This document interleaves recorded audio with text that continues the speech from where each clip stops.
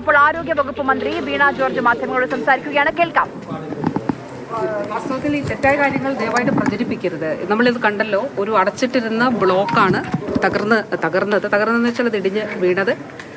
അവിടെ ടോയ്ലറ്റ് ബ്ലോക്കാണ് ഉണ്ടായിരുന്നത്. അത് ഉപയോഗശൂന്യമായതുകൊണ്ട് മറ്റു വാർഡുകളിൽ അതിന് പകരം ടോയ്ലറ്റുകൾ നിർമ്മിച്ച് അതാണ് ആളുകൾ ഉപയോഗിച്ച് വന്നിരുന്നത്. അങ്ങനെയാണ് പ്രിൻസിപ്പളും സൂപ്രണ്ടും ഇവിടെ അറിയിച്ചിട്ടുള്ളത്.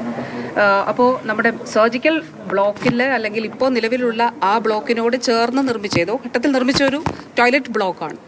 അപ്പോൾ സർജിക്കൽ ബ്ലോക്ക് 10-68 വർഷം മുൻപ് നിർമ്മിച്ച ഒരു കെട്ടിടമാണ്. സ്വാഭാവികമായിട്ടും അതിനനുസരിച്ചിട്ടുള്ള പ്രശ്നങ്ങൾ ആ ബിൽഡിങ്ങിലുണ്ട്. അതുകൊണ്ടാണ് സംസ്ഥാന സർക്കാർ കിഫ്ബിയിലൂടെ പണം അനുവദിച്ചുകൊണ്ട്, ഇപ്പോൾ കോട്ടയം മെഡിക്കൽ കോളേജിന് മൊത്തമായി നമ്മൾ അനുവദിച്ചത് 536 കോടി രൂപയാണ്. ഈ ബിൽഡിങ് ഇപ്പോൾ നമ്മൾ ഈ നിൽക്കുന്ന ബിൽഡിംഗ് സർജിക്കൽ ബ്ലോക്കാണ്. അവിടെ 360 ബെഡാണുള്ളത്. ഇവിടെ നമുക്ക് ടോട്ടൽ 565 ബെഡുകളാണ് നമുക്കിവിടെ ഇടാനായിട്ട് കഴിയുക. നമ്മൾ നിൽക്കുന്നത് ICUവിലാണ്. അപ്പോൾ ഇത് മെയ് മാസം 30-ാം തീയതി ഇതിൻ്റെ ഒരു ഷിഫ്റ്റിങ്ങിന് വേണ്ടിയിട്ടുള്ള പ്ലാൻ എല്ലാം നമ്മൾ തയ്യാറാക്കി അതിൻ്റെ കൗണ്ട് ഡൗൺ ആരംഭിച്ചിരുന്നു. ഇതിന് ഓപ്പറേഷൻ തിയേറ്ററുകൾ മാത്രമാണ് നമുക്കിനി അതിൻ്റെ നിർമ്മാണം പൂർത്തീകരിക്കാനായിട്ടുള്ളത്. പക്ഷേ അതിനുവേണ്ടി കാക്കാതെ തന്നെ ഈ വാർഡിലെ ആളുകളെ 360 പേരെയും ഇവിടേക്ക് മാറ്റുന്നതിന് വേണ്ടിയിട്ടാണ് തീരുമാനിച്ചിട്ടുള്ളത്.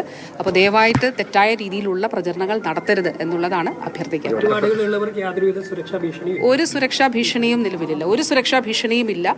നമുക്ക് അത്രയും പേഷ്യന്റിന്റെ സേഫ്റ്റി ഉറപ്പാക്കിക്കൊണ്ടുള്ള പ്രവർത്തനങ്ങളാണ് കോട്ടയം മെഡിക്കൽ കോളേജ് നടത്തുന്നത്. ഈ ഒറ്റപ്പെട്ട സംഭവത്തിന്റെ പേരിൽ ഈ സംവിധാനത്തെ മോശപ്പെടുത്താൻ ശ്രമം നടക്കുന്നുണ്ടോ എന്നുള്ളതാണോ? അല്ല, കേരളത്തിന്റെ ആരോഗ്യ മേഖലയിൽ വിസിബിൾ ആയിട്ടുള്ള ചേഞ്ച് ഉണ്ട്. ഇപ്പോൾ അതിന് ഏറ്റവും നല്ല ഉദാഹരണം കോട്ടയം മെഡിക്കൽ കോളേജ് തന്നെയാണ്. എത്രയോ പുതിയ നിർമ്മാണങ്ങളാണ് ഇവിടെ വന്നിരിക്കുന്നത്. അപ്പം ദൃശ്യമായ വികസന പ്രവർത്തനങ്ങൾ സാധ്യമായ ഒരു മേഖലയാണ് ആരോഗ്യ മേഖല, കേരളത്തിന്റെ ആരോഗ്യ മേഖല. അതോടൊപ്പം ജനങ്ങൾക്ക് അത് അനുഭവവേദ്യമാണ്. 131 കോടി രൂപ ഇൻഷുറൻസ് നൽകിയിരുന്ന UDFന്റെ 2015-16 കാലയളവിൽ നിന്ന് 1600 കോടി രൂപ ഒരു വർഷം ഇൻഷുറൻസിന് വേണ്ടി ചെലവഴിക്കുന്ന നിലയിലേക്ക് കേരളത്തിന്റെ ആരോഗ്യ സംവിധാനം മാറിയെങ്കിൽ അത് ജനങ്ങൾക്കാണ് അനുഭവവേദ്യമാകുന്നത്. അപ്പോൾ ഞാൻ ഇന്നലെ തിരുവനന്തപുരം മെഡിക്കൽ കോളേജിൽ പോയപ്പോൾ അവിടെ നമ്മുടെ മൾട്ടി സ്പെഷ്യാലിറ്റി ബ്ലോക്കിൽ അവിടെ തിരുവനന്തപുരത്ത് ചിറയൻകീഴിൽ നിന്നുള്ള ഒരു അച്ഛൻ, അദ്ദേഹത്തിൻ്റെ മകൻ അവിടെ ആക്സിഡൻ്റായി കിടക്കുകയാണ്. എൻ്റെ അടുത്ത് പറഞ്ഞു, തിരുവനന്തപുരത്ത് സ്വകാര്യ ആശുപത്രിയിൽ 40 ലക്ഷം രൂപയായി, പിന്നെ 1 രൂപ പോലും കയ്യിലില്ല എടുക്കാൻ. മകൾ സൗദിയിൽ ജോലി ചെയ്യുകയാണ്.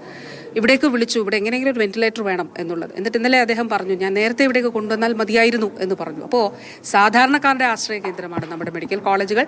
അതുകൊണ്ട് ഇത്തരത്തിൽ ചിലർക്ക് ആഗ്രഹമുണ്ട് ഇതൊക്കെ നടത്താം, ഇങ്ങനെ പ്രചരണം നടത്താം എന്നുള്ളത്. ദയവായി മന്ത്രി വീണ ജോർജിന്റെ പ്രതികരണമാണ് നമ്മൾ കേട്ടത്. ഒരു സുരക്ഷാ വീഴ്ചയുമില്ല. ഇത് ശുചിമുറി പ്രവർത്തിച്ചിരുന്ന കെട്ടിടമാണ്. മറ്റ് പ്രശ്നങ്ങളൊന്നുമില്ല. അവിടെ ഒരു ശുചിമുറി ഉണ്ടായിരുന്നു. അത് മറ്റ് വാർഡുകളിൽ അതിനുമായി ബന്ധപ്പെട്ട് ടോയ്ലറ്റ് സംവിധാനം ഒരുക്കി എന്നുള്ളതാണ് ആരോഗ്യ വകുപ്പ് മന്ത്രി പറയുന്ന ഒരു കാര്യം.